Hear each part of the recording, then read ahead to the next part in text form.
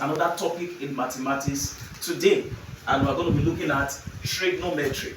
Trigonometry. Now, don't forget, once again, our YouTube channel has been made available for you to make use of. Go to our YouTube channel, subscribe, like, comment, and share, and the Lord bless you as you do so. So we're looking at trigonometry today. Trigonometry today. So let's begin now. What is trigonometry? Now, first, trigonometry is a branch in mathematics. All right? Okay, so we have several branches in mathematics. All right? We have the calculus as a branch of mathematics, where you see things like integration and differentiation. All right? You have algebra as another branch in mathematics, where you deal with equations. Okay? You have geometry as a branch in mathematics. Of course, that involves the study of shapes. You have your arithmetic and several other branches of mathematics. But today we're going to be looking at a particular branch in mathematics, and that is what we have titled trigonometry. All right? So trigonometry is a branch in mathematics. Now, what is trigonometry all about?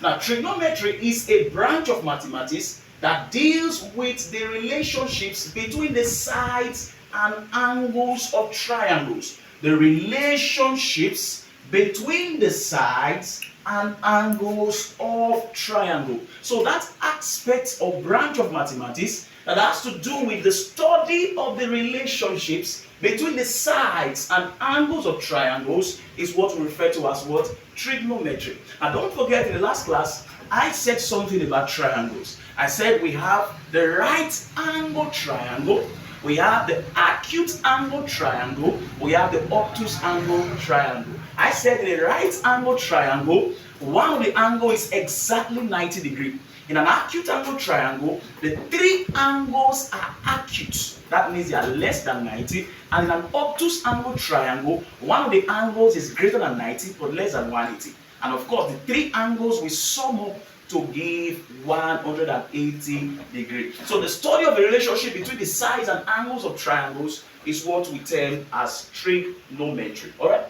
Now, this includes the trig ratios and relationships, types, and of course, the applications. Now, let's begin with the application, trigonometry applications. What are the applications of trigonometry? Now, how do we apply trigonometry in our everyday life? Of what importance is trigonometry? Now, number one here I said navigations. Navigations. Now, what do we mean by that? Trigonometry knowledge can be applied in calculating distances, directions, and angles. Example here is your GPS navigation in calculating what? Locations. Now, another application of trigonometry is in engineering.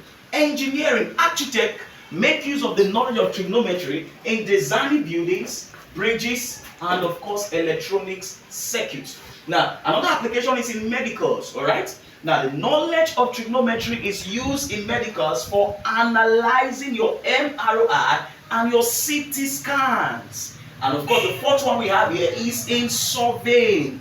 The knowledge of trigonometry is applied in surveying for measuring land and calculating distances as well. So we can go on and on and on. So you see that the knowledge of trigonometry is very important in our everyday life. So join me as we journey into this very interesting aspect of branch in mathematics called trigonometry. All right. Okay, and welcome. Now we're looking at the trig ratios. The trig ratios. Now I said here, this is the ratio of sides related to a given angle in a right angled triangle. And don't forget, I said a right angled triangle is a triangle that has one of its angle at 90 degrees. Now, are you seeing this angle? This is equal to angle 90 degrees. Therefore, this suffices to be called a right angled triangle. Now, of course, the triangle has three sides, okay? Now, the longest side of a right angled triangle, the longest side is what we call the hypotenuse, or simply put, the side directly opposite, directly facing the angle 90 degrees. That's the hypotenuse, okay? Now, the other two sides are the opposite and the adjacent, depending on where you have your angle. So, if my angle is situated here, let's say angle theta, the side directly opposite the angle theta, directly facing it, is called the opposite.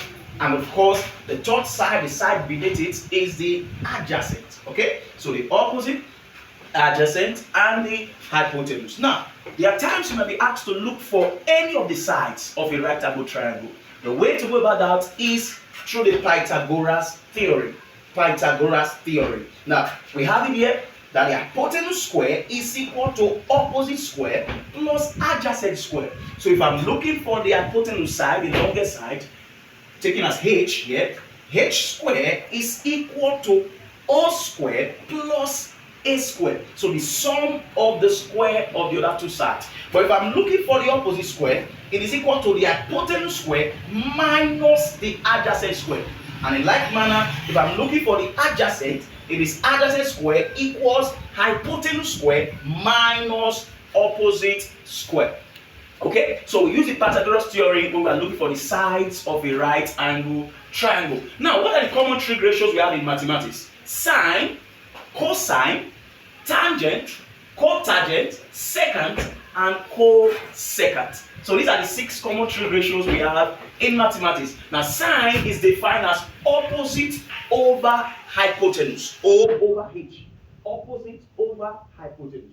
Cosine is adjacent over hypotenuse, A over H. Tangent is opposite over adjacent. Cotangent is the inverse of tan, 1 over tan. Remember, inverse is simply reciprocal. So we bring the numerator to the denominator, take the denominator to the numerator. So the inverse of tan, if tan is opposite over adjacent, inverse, which is cotangent, becomes adjacent over opposite.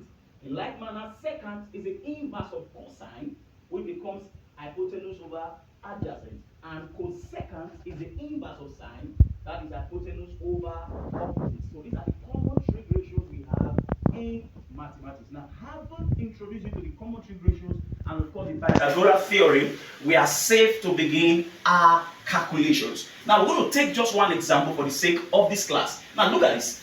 I said, if tan theta equals 5 over 12, where theta is an acute angle, evaluate cos theta over sin theta plus cos theta. Now, how do we solve this? Journey with me. Alright, now, before we move on, remember I told you sine, cosine, and tangent. Sine is opposite over hypotenuse, cosine is adjacent over hypotenuse, tangent is opposite over adjacent. Now, for simplicity's sake, there's something we use to simplify sine, cosine, and tangent for ease of understanding. Now, that is what we know as the SOHCAHTOA. SOHCAHTOA. Can we say it one more time? SOHCAHTOA. You got it. Now, S is sine. And sine is what? Opposite over hypotenuse. C is cosine. You got it? And that is adjacent over hypotenuse. And toa, the T represents what now? Tangent, that is opposite over what? Adjacent. Beautiful. So having said that, now let's move back to a question. Now, if tan theta equals 5 over 12, where theta is an acute angle, evaluate cos theta over sin theta plus cos theta. Now, first thing first, to represent this using a right angle triangle. Alright? So I draw my right angle triangle. This is my angle 90 degree, don't forget. The side facing the angle 90 is my hypotenuse. Now, if this is my theta, remember they said theta is an acute angle. Remember what I said, in the right angle triangle, one angle is 90, the other two angles are acute angles, less than 90. So I can either use this side or I use this other side as my theta. Both cases, you are correct. Okay? So let's make use of this. Now, if I make use of this, this side becomes my what? Opposite. Alright? But what if I'm making use of this upper part? The opposite becomes where? This side? No. The opposite becomes this other side. So wherever you have your angle, the side directly facing that angle is the opposite. So if my angle is here, this side directly facing the angle becomes my opposite. And the side beneath becomes my adjacent.